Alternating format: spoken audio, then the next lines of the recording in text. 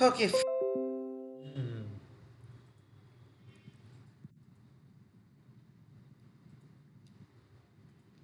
So all of you are able to see my screen. Is my screen visible? Yes, sir.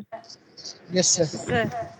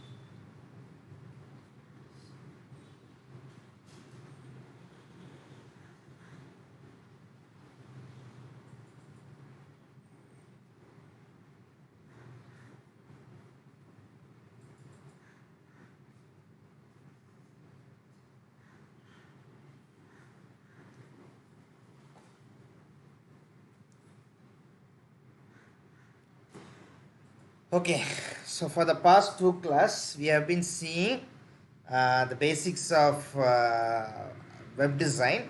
Okay, so you all now clearly know what you mean by an internet, what you mean by web, the underlying architecture, the four or five main terminologies which you must understand before going proceeding to the subject, that is web page, website, search engine. I'm not going to tell you now what it is because you already know.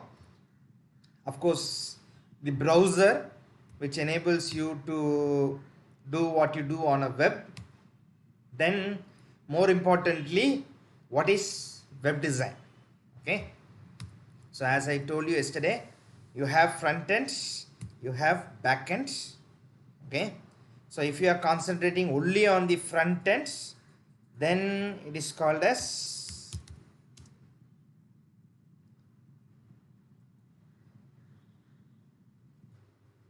if you are concentrating only on the front end, it is called web design. If you are designing this three-tier architecture completely, then it's called web development, which you are not going to see this semester. You will be probably doing next semester. This semester focus only on web design, that is designing the front end. Design means what? How you present something. That is called design. The important how it works and all those things comes under development. Okay, so you're not going to develop, you're just going to design, and that is what this entire paper is focused about. Okay, and predominantly, as I told you yesterday, these are the three topics that we will be of more interest in the design aspects. There are some other units which will show you certain things. So HTML, it is the basic structure. CSS adds design, and JavaScript adds functionality. Okay, and apart from that, XML is there. So when we study, I will tell you what is that. CGI, then some common concepts which you have to understand, like applications and how the internet and it originated. That will come in the first unit. The fifth unit will be about services and applications and that kind of thing. Okay, so I'm pretty sure that now by now you might have understood this one. So we'll just proceed to the first unit. Okay.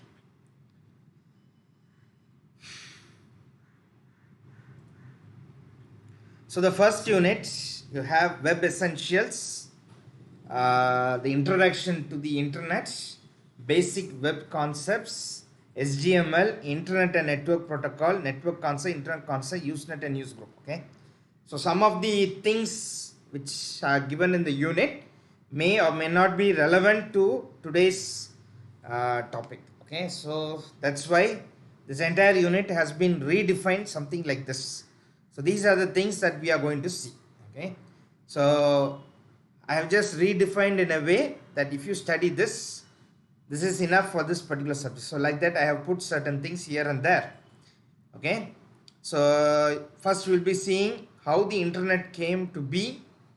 Okay, Then we will be looking at some basic web concepts.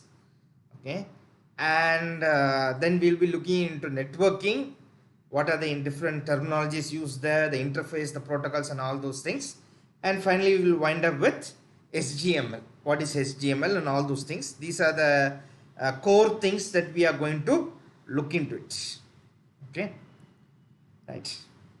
So first off, looking at the history of the internet. Now, before looking into this topic, in the previous class, I have asked everyone what, in your own terms, do you mean by internet? So, except Ajito, all of you gave some predefined answers. So, I don't know why you are not thinking outside the box. Only Ajito told it correctly. I use it for entertainment. Obviously, you all use for communication, WhatsApp, and all those things. And he's the one who pretty much told it correctly. All the rest of you, if you see, you have given some technical definition. Either whether, I don't know whether you told it from your own heart or you just looked into Google and told it. But anyway, all the 26 of you, other than Ajito, have given something which correlates, like it's an interconnected system or it's a collection of information. It's used to share information, it's used to communicate. Everything revolves around something that is connected and it's used for sharing information. So that is what most of you have given. So you ultimately try to tell that computer is what? A communication device or something. Okay. So before looking into this particular topic, I just want to pose you one question.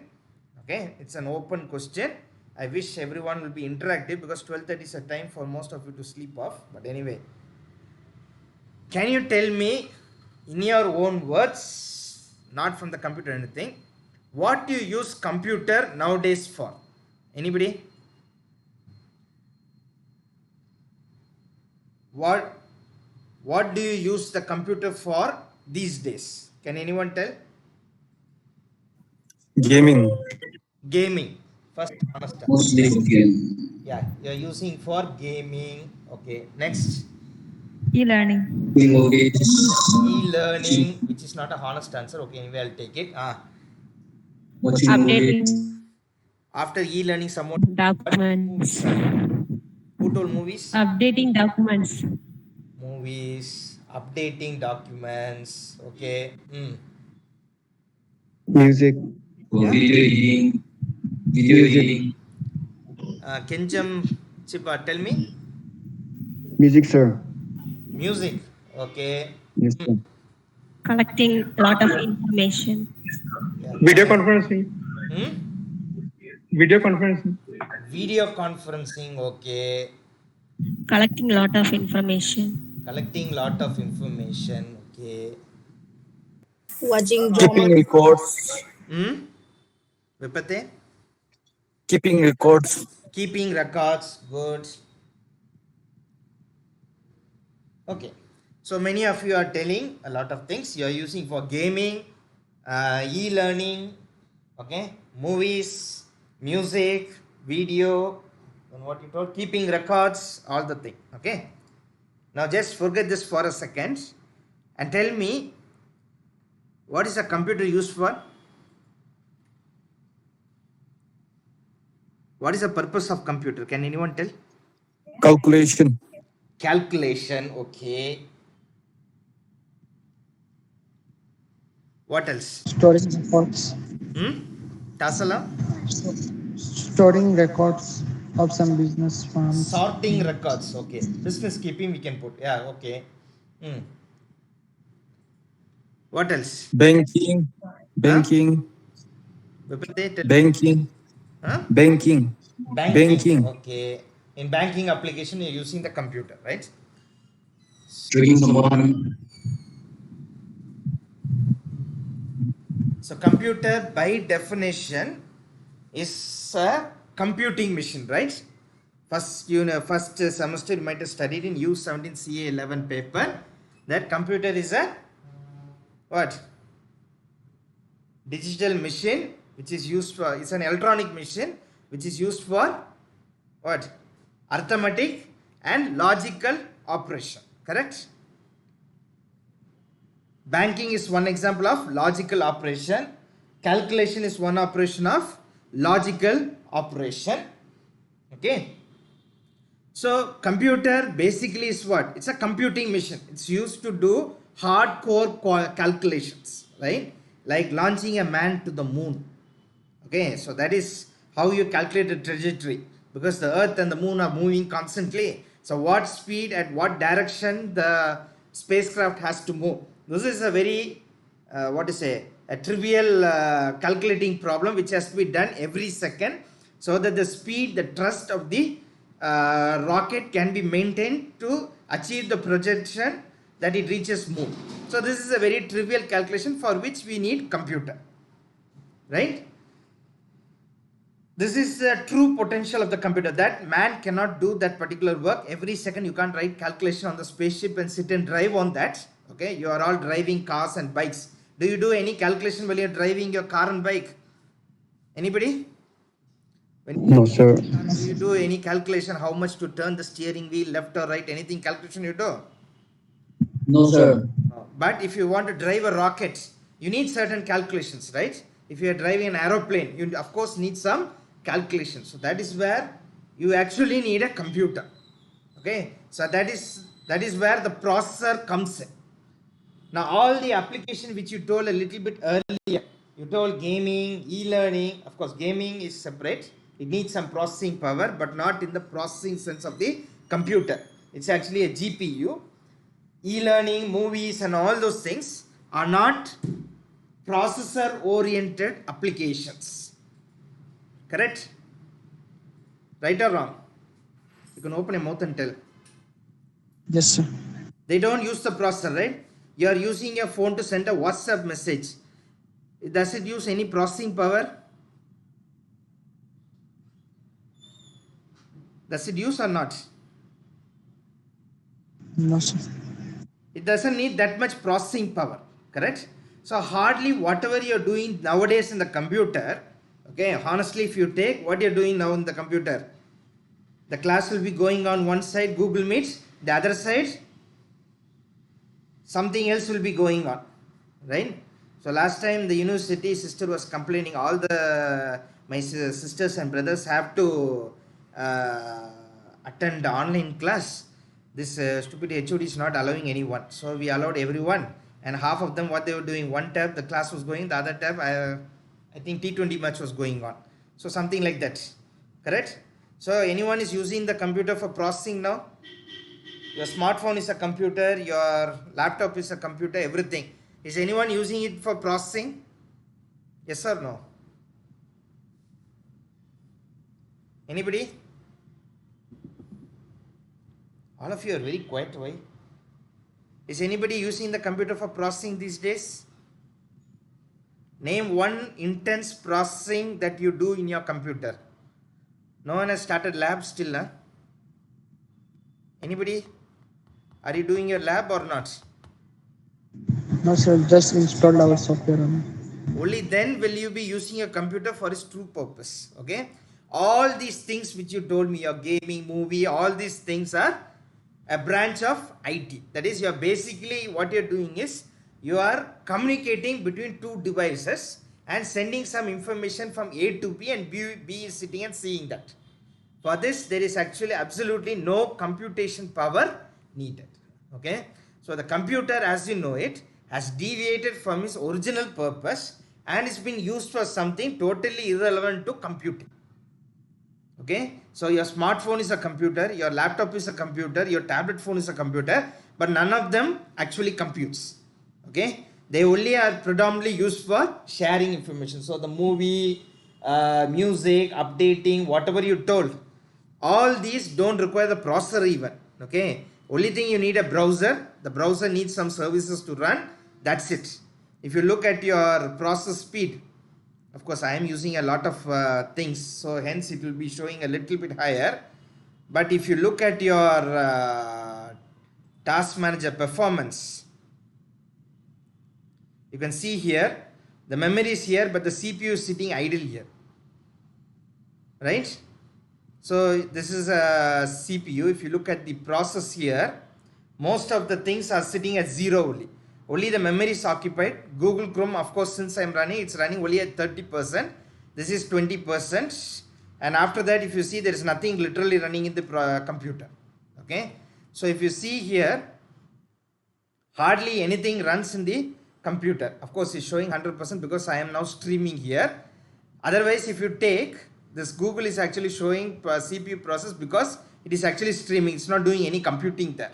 Okay, it's taking the byte over here and sending it to some other place. Hence, it is still running. But if you look at closely here, most of the processes are sitting idle. Hardly one or two processes are running. You can see here the audio is running because I am speaking over here. And some of the services that are needed are running in the background. That's it. But most of the system CPU is not being utilized completely. Okay. So if you look at the computer nowadays, it's used for something other than computing. You can call that as communication.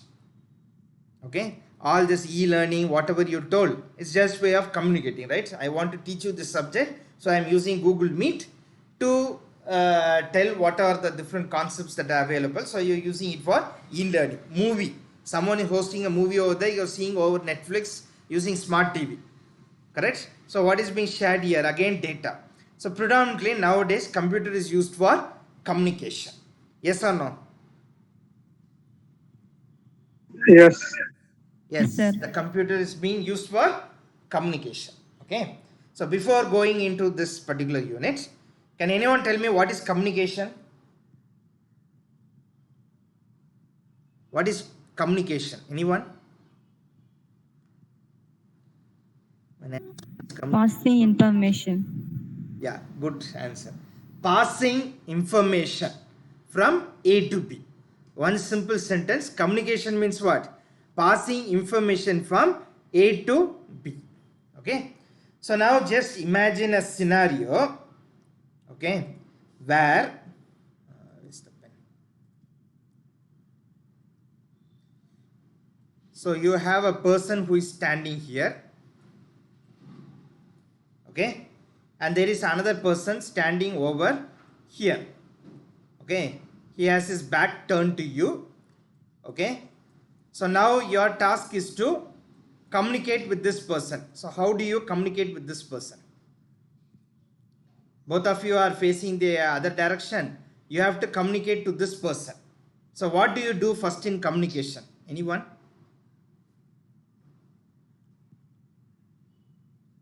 Anybody? When you communicate Hello. with anyone, yeah. Suranjit, does tell. By saying hello. Yeah. Whenever you take a phone, first what you tell? You tell?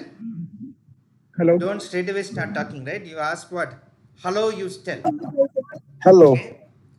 So that's a way of getting the attention of someone. Correct?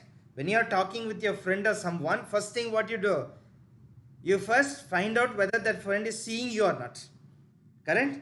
So if he is not seeing you, that means what you will do? Imagine that Vepate and Roncio want to talk, okay? The one that is in the front is Vepate and the one in the back is Roncio. Okay?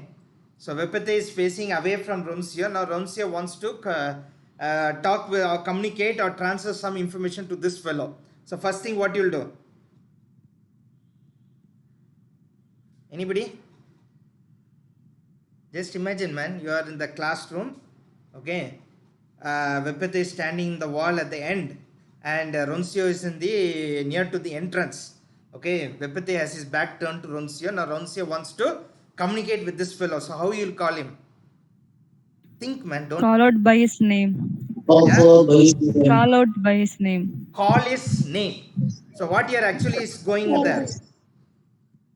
Yesterday I told you about multimedia, right? Multiple medium means what? You need a medium to communicate some information to him. The medium here is air. Are you using audio, video, or are you using picture, or are you using text here? You are using? Audio. You are using audio, correct? Sound, right? So this guy Roncio calls this guy by a name. Now suppose imagine that Roncio is not supposed to open his mouth. Okay, imagine that these two are in an exam hall where you can't open your mouth. Now, how does he call Vepete? Through science. Through signs. Science. Yeah, next time you come to the exam hall, I see you. He has good experience. So, the first scenario, what you are using? Sound. Correct? You are using audio to communicate from Roncio to Vepete. The second scenario, what you are using? Is it audio or is it video? Which category you can take? Video. It is a video category. Correct? So first thing what is doing? He is calling him. Okay. Now you are in exam hall, you can't call him. You are creating some signs. That is video. Okay. That is one way of communicating and sending information. So you are not able to talk. You are showing signs like MCQ. This is at the fourth question. This is second answer, like that. You are showing some signs. Okay. So in the first scenario, you are transferring through sound. Okay. Your audio is transferring.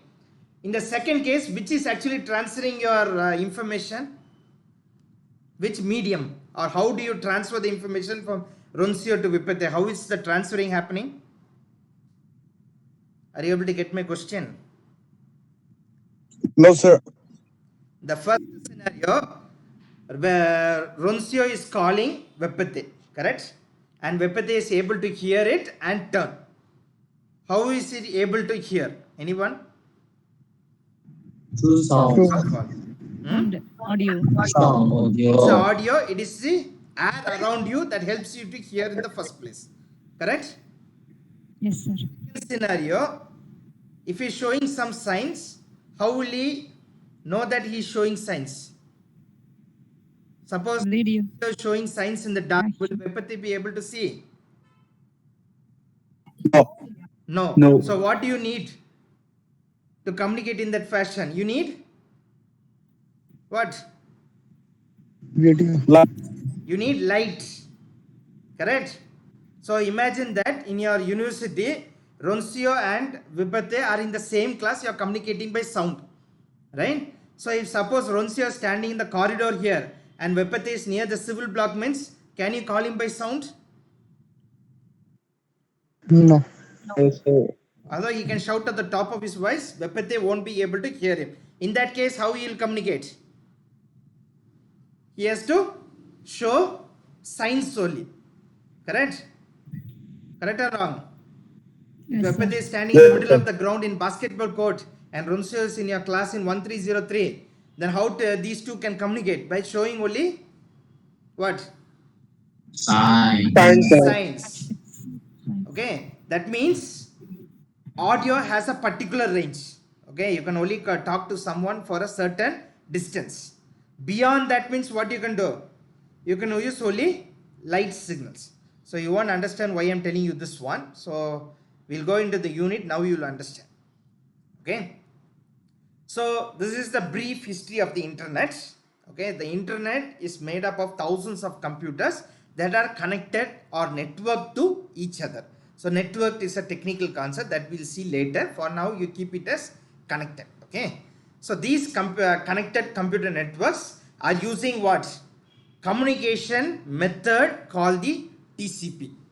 What is this also? We'll come a little bit later. Okay. So for now, you understand that internet is nothing but a set of computers that are connected together for the purpose of communication.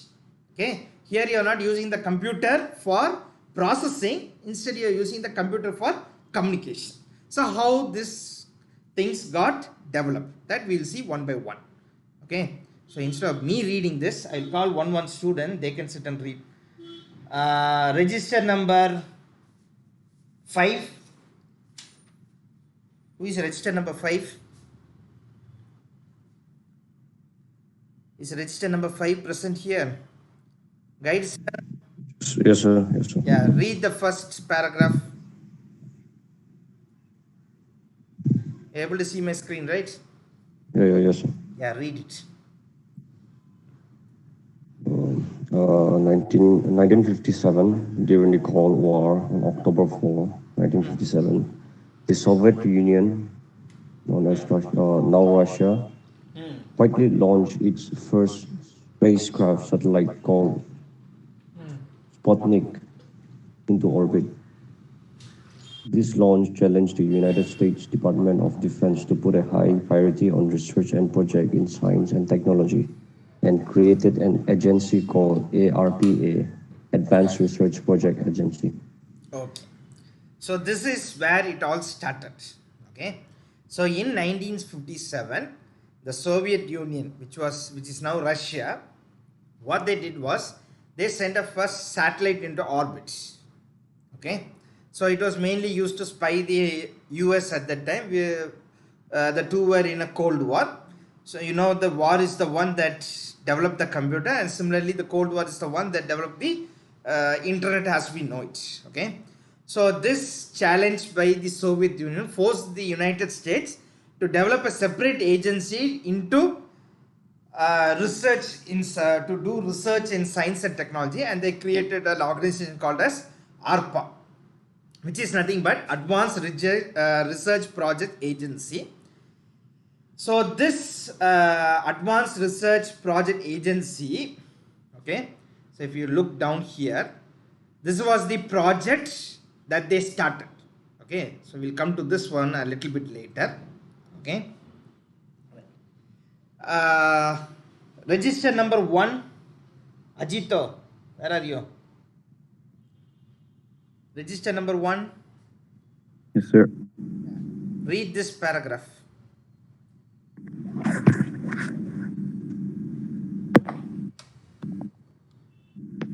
The United States Air Force commissioned the RAND Corporation to proceed with a research project that consisted of protection and transfer of vital information in case of any attack in the nuclear war. So what was this? What did the US do? They created an agency. Okay.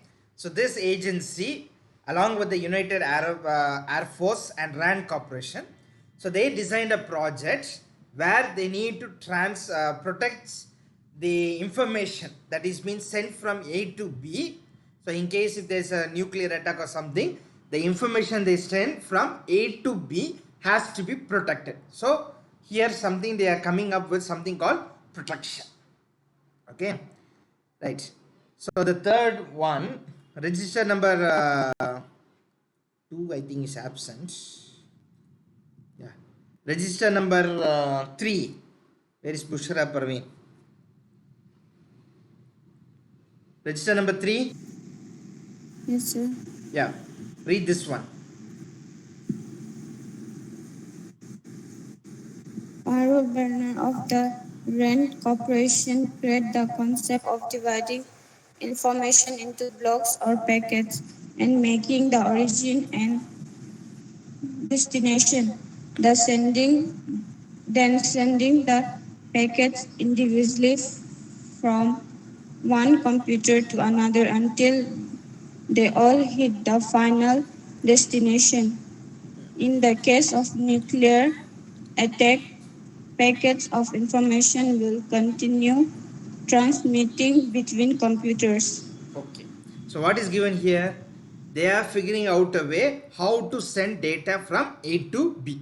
Okay, so the first thing, it's actually the US started that, and the ARPA came. Then they were seeing how to protect vital information and send it. Then here Paul Baran comes around with a unique concept. Okay, so what they did was, for example, you take a post office. Okay, so suppose you are sending a letter through post office. What you do? You write the content in a paper, you keep it in an envelope, seal it, and you keep the information in the letter. You write the address, everything, and you post it. Okay, and then this will go from here to your destination via different nodes, that is different post office or different areas. So from your local village, it will go to the main post office. From there it will go to the sub office. Likewise, it will go from one place to another. Likewise, it will go. Okay, so what they did was they took the entire information. So for example, you are sending one big movie of 1 GB. What they will do is they will divide this 1 GB of data into 1 MB, like 100 MB or some small quantities. Then they will label them everything individually, send it to the destination, arrange it over there. When you are doing something like this, so you are sending your information, but you are not sending the information as a whole. So if a person who is trying to steal the information when you are communicating between A and B, then what you have to do? He will get hold of only one block, the rest 99 will come safely there. So they won't get the whole information. So everything that you see up till this point is being done in anticipation if there is a nuclear war. So if there is a nuclear war, how will I continue communicating? How will I continue sending the information safely? So I previously told you an example where Webpathy and Ronsi are trying to communicate. Everyone can see what they are communicating. Okay, the idea is to communicate secretly in case of a war. You don't want to animatedly tell something. So just like in exam cell scenario, I'm not blaming anyone, but in exam cell, what you have to communicate in a way which no one knows. So secrecy is so important. How to do that? That is what these are. Then if you look here, in 1968 there was some ARPANET. Okay, so the ARPA, that comes from this particular word. Okay, net is nothing but network. Okay, so Advanced Research Project Agency Network project was handed over to a company named BBM Planet. Okay, so it received something called Honeywell mini computers, which contain how much bytes of RAM? Anyone? 12 kilobytes of 12 RAM. kilobytes. How much does your cell phone memory consist of? What is your cell phone memory these days? Anybody? 6 GB. 6 GB and 8 GB. How much is this one? 12 KB. It's not even MB. Right? So that is the processing power of this. So they have given this particular computer over there. Then in 1971, ARPANET, it was connecting 23 mini computers that were in different university and institute in the United States, and was using something called as the network control protocol to transfer data. Okay. So what happened over here was, when ARPANET, that was the US military, when they were trying to develop a network, everything secure, packet storage, everything, a number of universities in the United States, they were having their own networks of computer likewise. So the ultimate aim was to communicate or connect the different universities together. Okay, so for when you are connecting different networks together, you needed certain rules. Okay, like for example, if I am driving on the left side in my hometown and I come to your hometown, your place, and you are driving on the right side, means then there will be a collision only. Okay, so when 2 or 3 people are coming together, there should be some generally accepted rules, how you have to drive or how you have to behave, how you have to do. So that's where the protocol comes. A protocol is what? It's a set of rules.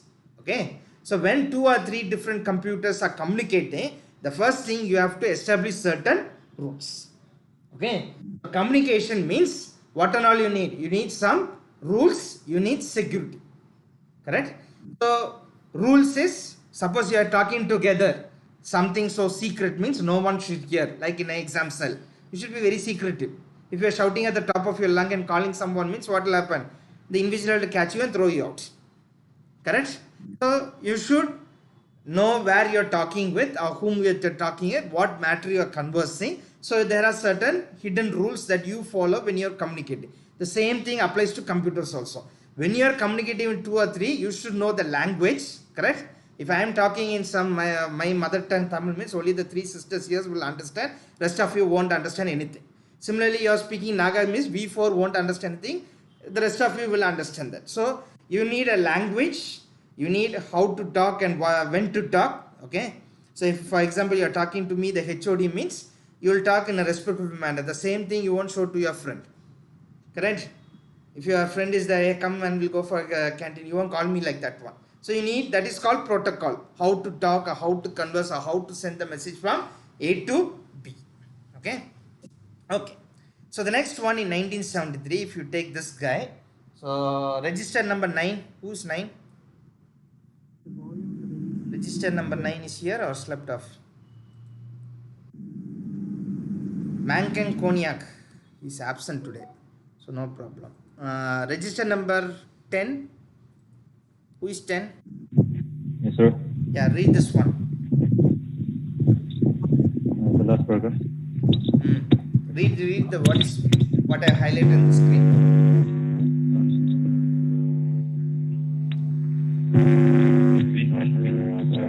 An American computer scientist and Robert E. Bob Kahn, an American engineer and computer scientist, start a project to develop Okay, leave it. while at the university. Okay, so this person named Wincreff, who was an American computer scientist, okay, along with someone called Bob Kahn, who was an American engineer and computer scientist, they developed a project called TCP, that is Transfer Control Protocol, while they were in the University of California. Okay, so at that time, ARPANET, which was the project started by the US military, that went international, which connected both England and Norway.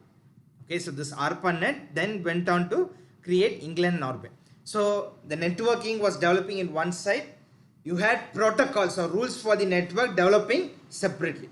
So TCP, before TCP what you had? NCP, that is Network Control Protocol. After Network Control Protocol, what came? Transfer Control Protocol. Okay, so the connection between different computers was just wires and using normal stuff, but when you connected different computers together, you needed some protocols. Okay, so this two computer scientists, they developed something called TCP, which is widely used nowadays. Okay, what is TCP? We'll see a little bit later. Okay, then in 1974, Bob Kahn and both these fellows, okay, these were the ones that used the term internet for the first time. Okay, when they were mentioning transfer control protocol, this is the first time when the word internet was ever used. Okay, 1974 only the word internet was used for the very first time. Then in 1979, Usenet was created. Okay, so Usenet, you can take it as equivalent like Twitter. At that time it was so famous, so I just put it here. I'll teach you what is Usenet a little bit later. Okay, then in 1981 you had the NSF, that is the National Science Foundation. It created a separate network called the CSNet. Okay, it created for institutions which do not have access for the ARPANET. Okay, and it had a speed of how much? This one, what is the speed of the internet back at that time? 56 kbps. Yeah, 56 KB. This was the speed at which it works. So nowadays, what speed you get normally? Anybody? Speed nowadays? 1.2 MB. Yeah.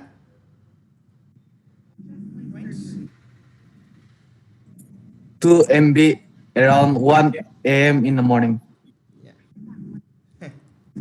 So if you go to this particular website, and if you just type it, it will show you a network speed. So we're around 10 to doesn't say. Sir, are you using Wi-Fi? Yeah, I'm using Wi-Fi. Otherwise, I won't be able to take your class, man. So it's 4.5 Mbps. Okay. So what was the speed that that was there when the internet came? 56 kbps. Okay. So I don't want to elaborate how that speed would have been. So later, what Vincent Krev, he did was, he proposed a plan to connect this ARPANET with the CSNet. Okay. So now what is happening? If you have seen the definition of internet, it's a network of networks. You might have seen that, right? So one network is ARPANET, another one network is CSNet. Both are getting interconnected. So it's called as a network of networks. Hence it's called as the internet.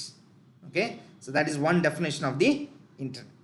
Then on January 1983, this TCP IP, okay, it was adopted as the standard communication method for ARPANET. Okay. And it replaced the NCP that we saw earlier. Okay, and then particular organization was created to oversee the research and development of internet, and it was called as the Internet Activities Board or IAB. So someone devised this particular board who will sit and monitor and tell how everything or how everyone should communicate. Okay, so in the class we how you have to behave or how you have to communicate. Okay, last time some of you were writing letters, beautiful letters, and giving to me. So we told you that Baba, you shouldn't write letters. You are a computer programmer, you have to write lines of code only. Letters are not permitted. So this is how you have to communicate. If you are a programmer, means what, you have to write on code and give to me. Any problem you have to write it. I think we can implement in our department. Okay. Then there is something called domain name system. This was created in the University of Wisconsin. So domain name system, yesterday I told you, if you are hosting something in a web server, it will have an IP address. I will open CMD and show you what is an IP address. Each and every web server will have an IP address. It is very difficult to address a particular website using the IP address. So hence you have a URL.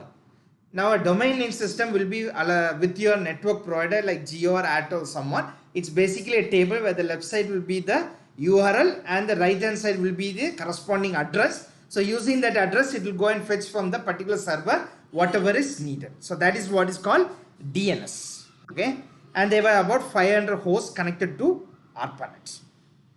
Now 1984, this ARPANET was divided into two nets. One is for separately for military and another for research and development and education. So they divided into two. 1,000 hosts were connected. You know what is host, right? A server. Then in 1985, the NSF, okay, they started funding several university institutions with supercomputer centers. Okay, so they can be available for research in university around the country. I am going to dissect it. Today, you're going to turn right, as you will do by determining laterality and waiting until I can really enter the mindfully. Okay. So in between 1986 and 1988, the NFS that continued to make the core network that was called NFS Net. It was available to education institution. To that education would have a faster network connection. So up until this point, if you can see to this particular point, you can see that three main things are going. One is they are developing networks. First it was developed only for the military. Then education institutions were having, each institution were having their own network. To interconnect everyone, they needed protocol. So NFS protocol was first used. Then they used TCP/IP. When they used TCP/IP, the word internet was used. Okay, and all these things were going on, as you can see here. Then in 1985 came the big leap, where Tim Berners-Lee, who is the inventor of HTML or hypertext markup language, okay, so he invented something called as the World Wide Web. That is, you got www in the front, no? So that was developed by this particular person called as Sir Timothy John Tim Berners-Lee, his name. Okay, so he was an engineer who was working in the CERN laboratory. Okay. In 1991, the Department of Defense decided to make the 50 kbps ARPANET obsolete. So ARPANET was then replaced by the NFS Net, that is National Science Foundation Network. Okay, and the first browser it used was called www. Okay, and it was used on the CERN network. Then in 1992 only, the www browser was available for download via FTP and CERN. So this was a big start for World Wide Web, because until that time you didn't use the network as you use today. Okay, prior to 1992, what you are doing is only for sending email. Okay, there is an OS called Unix. All the techniques that are used in the internet are borrowed from Unix system. So Unix has pipe, named pipe. There are a lot of concepts there. That is what is being brought into the internet. So until 1992, you couldn't use the internet as you use it today. It was used for sending email. Email was first sent in the year 1974. Usenet was already being used. Internet, as you know it, was only started in the year 1992. Then in 1993, you had the NSF, that is the National Science Foundation. It created something called Internet, which consists of three organizations. AT&T, which is a very famous one to handle database services. Network Solution Inc. to host and a domain name registration IP assignment, General Atomics to handle information services. Okay, so network registration for .com, .net, .org, which you see today, it was started in 1993 only. Okay, so the NFS became the backbone of the internet, and they designed a series of network access point called NAP, and they invited private communication to participate. Then in 1994, internet was open to commercial and then started running. Similarly, in 1994, the internet search engines, at that time there was no Google, only you had Yahoo, Excite and Infoseek. Google came only in the year 1996. Okay, and in 1995 the first significant mark of 4 million users was achieved. Then you got Apache project, SAC acquired the Network Solution Inc., and the Network Solution started charging for domain services from $100 fees for 2-year registration. Okay, then Go.com and Alta Vista was started in 1995. The number of internet hosts reached 9 million in 1996, and INA hands IP registration authority to the American Registry for Internet. So they started having a record of that. 1997 the internet reached 60 million, and in 1998 the Internet Corporation for Assigned Names and Numbers was formed. Okay, so I'm not going to confuse you with all these things, you can study it at your own time. So what started this internet race was the launch of a space aircraft by the Soviet for the prior purpose of spying on the US. So that's where the communication started. So in case the Soviets attack us, how do we securely communicate? So that was the first question, and ARPA was instituted for just that purpose. Then there were studies done how to transfer the information vitally, how a packet based network then came into being, then what protocols you can use. Okay, then came the question of how many computers you can connect and how many networks you can connect together. These were things going on parallelly. Okay, so internet as a full-fledged concept which you see today didn't evolve as a single piece equipment.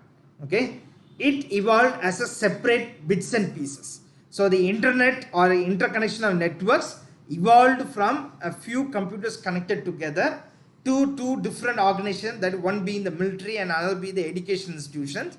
Two different education institutions having their own, which needed protocols to be formulated, and then the protocols were created, and eventually it started proceeding in that fashion. Then only came the big leap, that was TCP/IP, which is the backbone of all communication nowadays. It came only in 1983.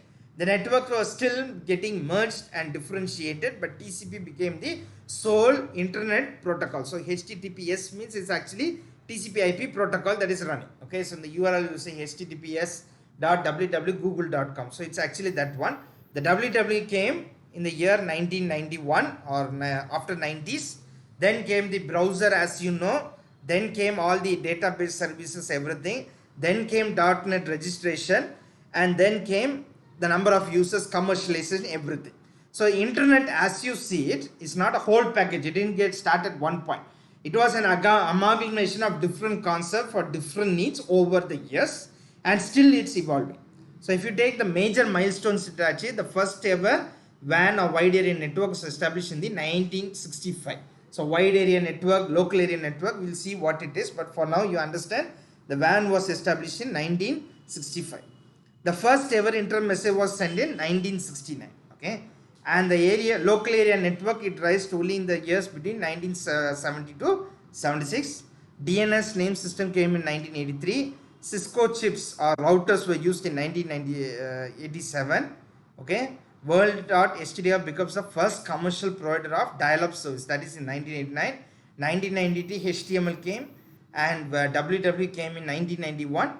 In 2018 you have got 4 billion internet users, and now almost everything is connected with the internet.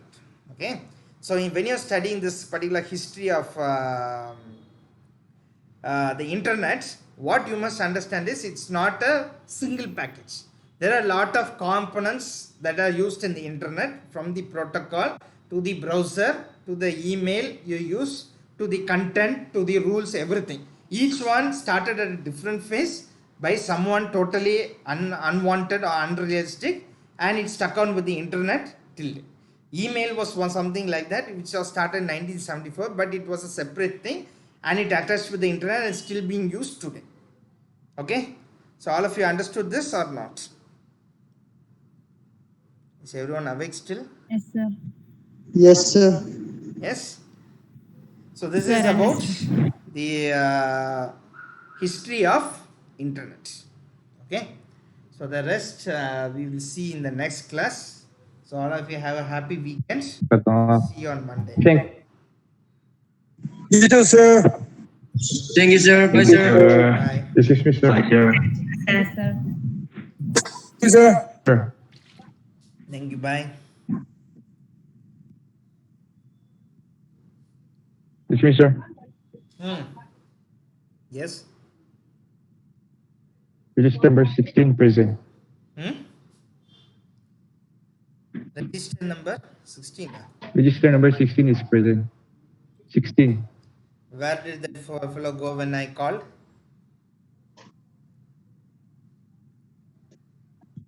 Sir, I joined 3 minutes late. What is your name? You are Ranok Jamir. No, you are the person. Where were you when I called you, man? Yes, sir. You joined later. Sir, I was facing network issue. Yeah, 3 minutes late. 3 minutes later. Yeah, I joined at 12:30.